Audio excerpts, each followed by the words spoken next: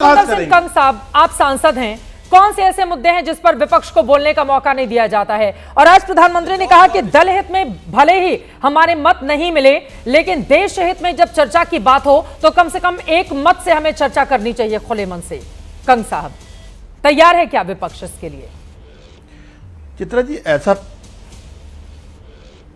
ऐसा प्रतीत हो रहा है इतने महत्वपूर्ण इशू पे कांग्रेस और भाजपा मिलकर देश को गुमराह करने की कोशिश कर रही है। देखिए, जब देश युद्ध के मैदान में था, हमारी फौजें लगातार पाकिस्तान में बढ़ रही थी, तब कांग्रेस की तरफ से स्पेशल सेशन की मांग होती है। आज जब लोकसभा का सेशन शुरू हुआ है, तो जब सरकार इस पे जवाब देने को तैयार है, चर्चा कराने को तैयार है, तो कांग्रेस के लोग चर्चा करने पे जो तैयार नहीं हुए और हंगामा हुआ। आज पूरा दिन जो है हंगामे की भेंट चढ़ गया। इतना इंपॉर्टेंट इशू है फ्रॉम द फर्स्ट डे। हमारा ये मानना है आम आदमी पार्टी का कि 4-5 इशू हैं। पहली बात जिस पे चर्चा होनी चाहिए, पहलगाम में जो फेलर हुआ इंटेलिजेंस का, उसके लिए जिम्मेवार कौन है, अभी तक सामने नहीं आया, सरकार ने कुछ बताया नहीं।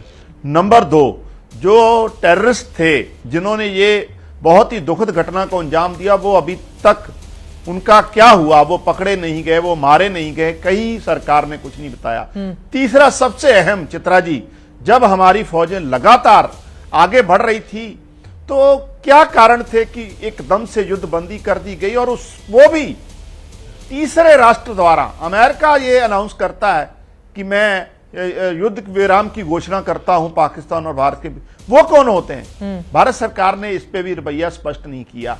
ये इतना इंपॉर्टेंट इशू है, देश की सिक्योरिटी से जुड़ा इशू, और हमने फ्रॉम द फर्स्ट डे हमने कहा था इस मामले में हम अपने देश के साथ हैं, सरकार के साथ हैं, सेना के साथ हैं।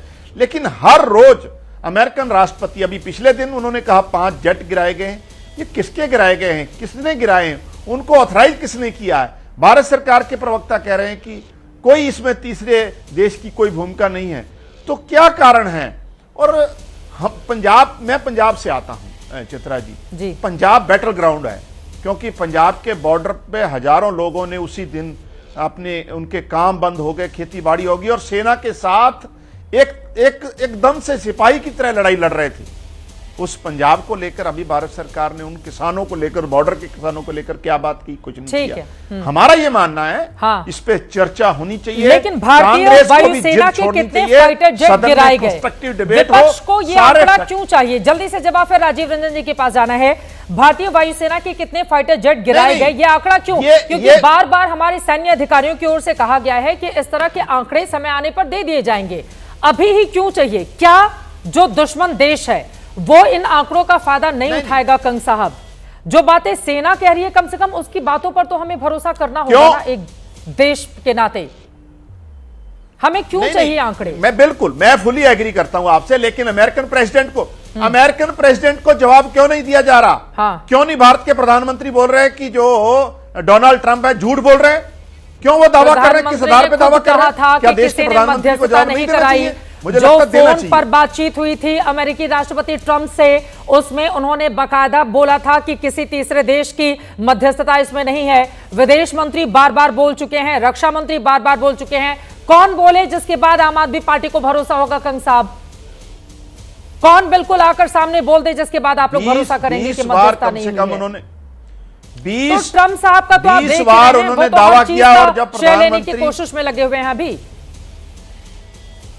हमारे देश के सरकार की ओर से बार बार कहा गया, बार बार कैसे बोला जाएगा? विदेश मंत्री बोल रहे हैं किसी तीसरे देश की मध्यस्थता नहीं हुई। डीजीएमओ का उधर से फोन आया था, कहीं नहीं कहा गया कि डोनाल्ड ट्रंप झूठ बोला जा रहा है। बताया गया था ट्रंप को, कहीं नहीं कहा गया, राष्ट्रपति ट्रंप को फोन पर बताया गया था। कहीं नहीं कहा गया डोनाल्ड ट्रंप झूठ बोल रहे हैं। कहां बयान आया, मुझे बताइए? क्यों हिम्मत नहीं दिखाई जा रही? नहीं है ना कि आम आदमी पार्टी और बीजेपी का झगड़ा चल रहा है। सर, एक देश दूसरे देश को अगर इस तरह से बोलेगा, क्या बोलेगा? अमेरिका झूठ बोल रहा है। सर, यहाँ पे तो कूटनीति होती है ना, यहाँ पर तो पॉलिटिकल बयानबाजी होती नहीं है। लेकिन आपके मुद्दे महत्वपूर्ण है, आपके मुद्दे महत्वपूर्ण है। राजीव रंजन जी, क्या दिक्कत है ट्रंप का नाम लेकर ये बताने में कि आपकी मध्यस्थता नहीं हुई थी? बार बार श्रेय क्यों ले रहे हैं? क्या दिक्कत हो गई? और भी जो आरोप उनकी ओर से लगाए गए हैं, राजीव रंजन जी, उस पर जवाब। देखिए, देखिए, जब भी युद्ध या युद्ध जैसे हालात उत्पन्न होते हैं, दुनिया के अनेक मुल्कों से आपका कूटनैतिक संवाद होता है। निसंदेह इस दौरान जेडी वेंस ने प्रधानमंत्री जी से बातें की अनेक अवसरों पर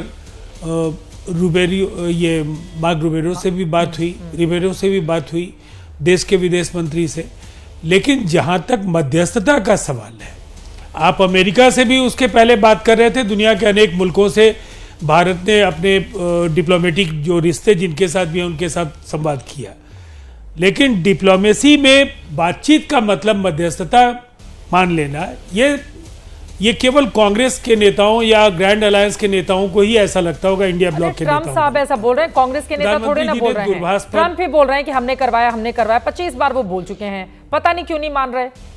कांग्रेस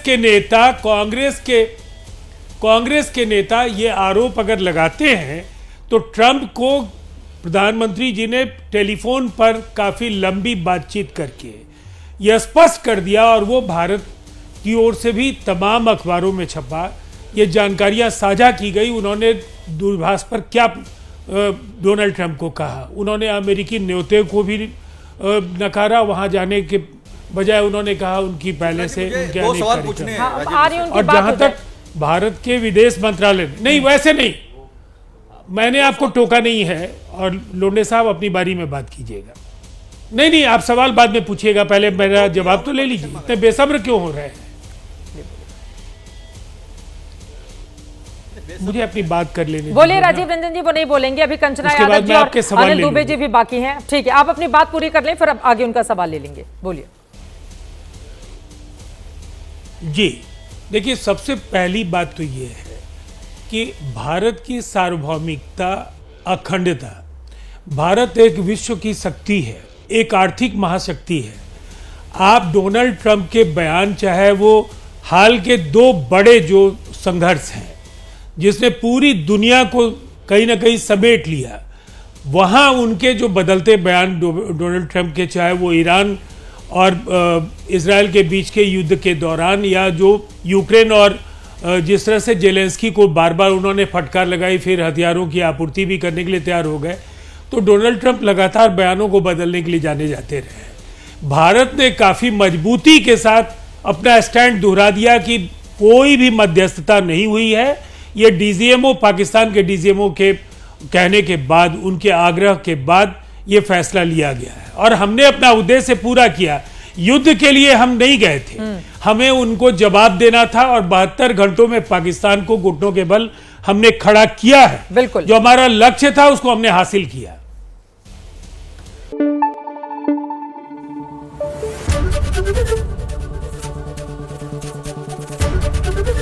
एबीपी न्यूज आपको रखे आगे।